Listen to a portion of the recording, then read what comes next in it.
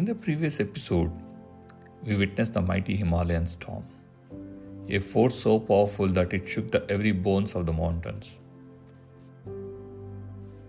And then, the next morning we saw sunrise so gentle, so full of grace, that it felt as if Himalayas was blessing us for surviving the night. Today, in this final episode, I take you along one of the most treacherous roads of my journey as I travel to India's last village, Chitkul.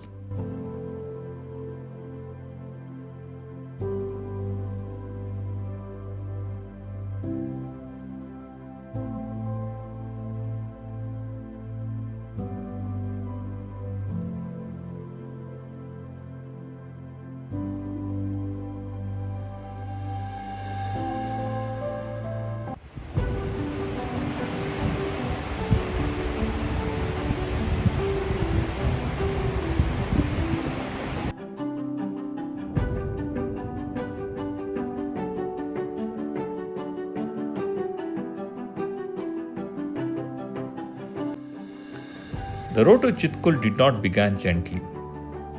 The first stretch itself was harsh, narrow lanes cut into the belly of the mountains. Blind curves, sharp bends, and the loose rocks rolling down like warning from the peaks above. Every turn felt like a conversation with danger. Every cliff reminded me that there, in Himalaya, the mountains allow you to pass only if they want to. My heart pounded.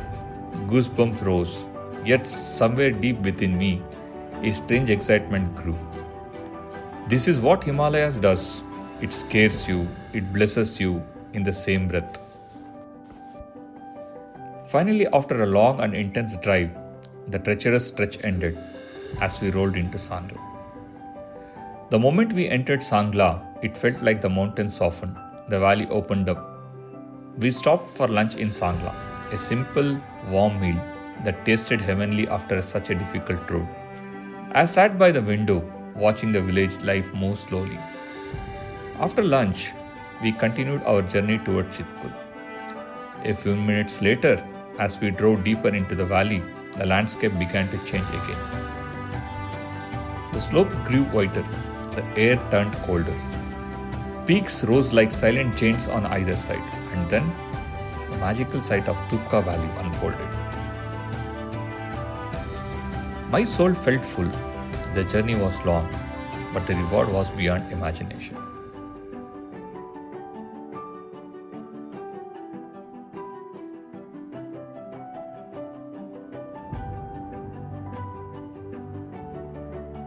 I walked across a small bridge, feeling the boards creak beneath my feet and hearing the river whispers below.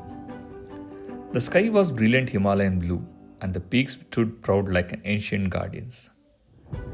The valley around me looked like a painting, green pines dusted with snow, white slopes shining like a powdered silver, and the blue sky stretching endlessly above.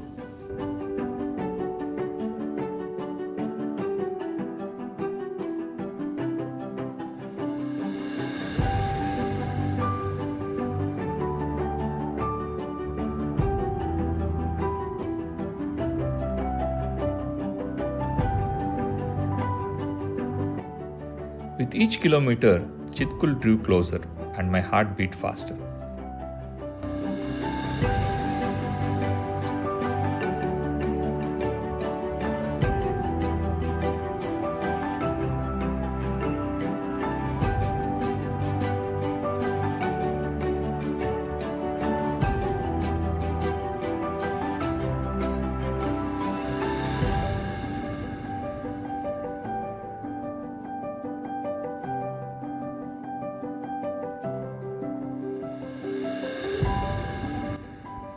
The driver suggested visiting the Nagsti ITBP post first, and we agreed.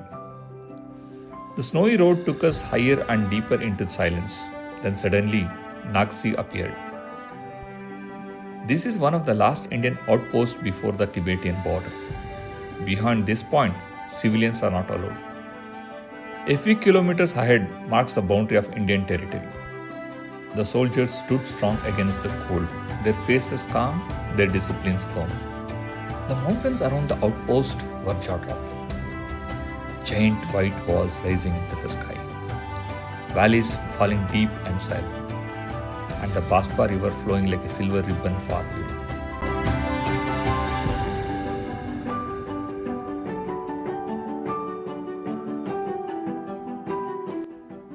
We finally reached Chitkul.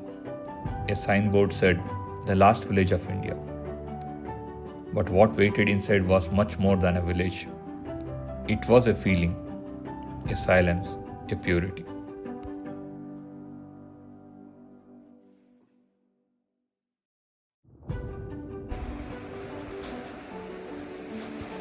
I walked towards the Baspa river.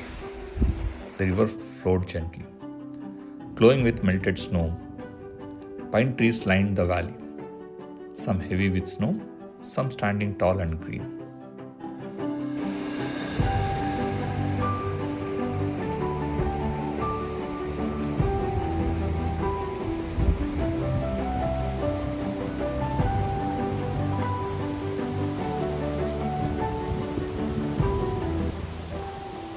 I walked across the snow, each step making a soft crunch, and reached them.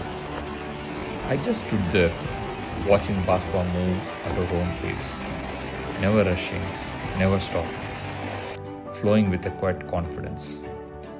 It felt like she was teaching me something about patience, about life, about surrender. I left my footprints in the snow and a part of my soul behind.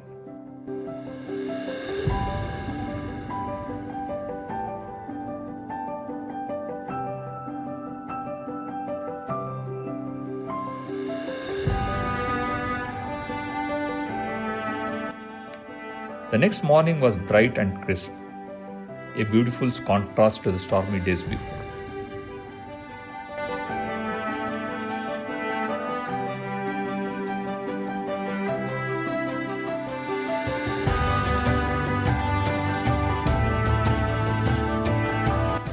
I took a stroll around the village. The dried apple trees stood silently, their branches bare, waiting for the spring to dress them again.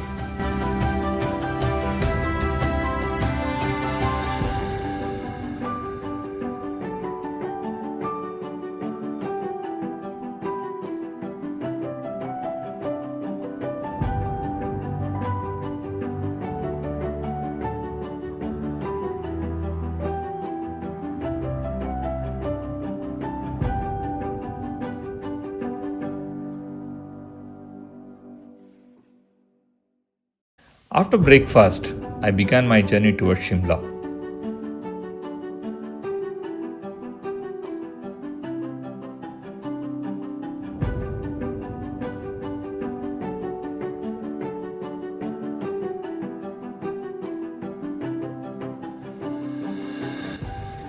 As the car rolled on, I looked back one last time at the mountains.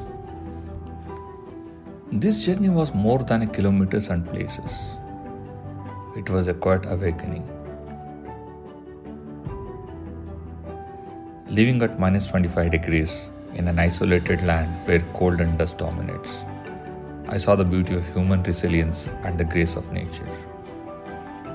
The people here live in peaceful harmony with nature. Their lives are simple yet filled with wisdom that we often forget.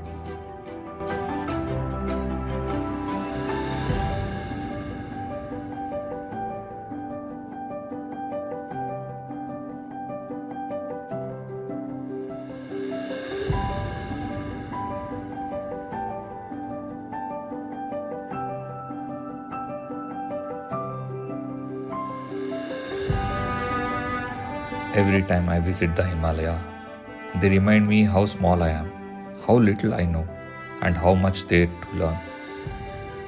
And somewhere in the silence of these mountains, a part of me has found a home. A part that will stay forever in this land of untamed beauty and silent wisdom.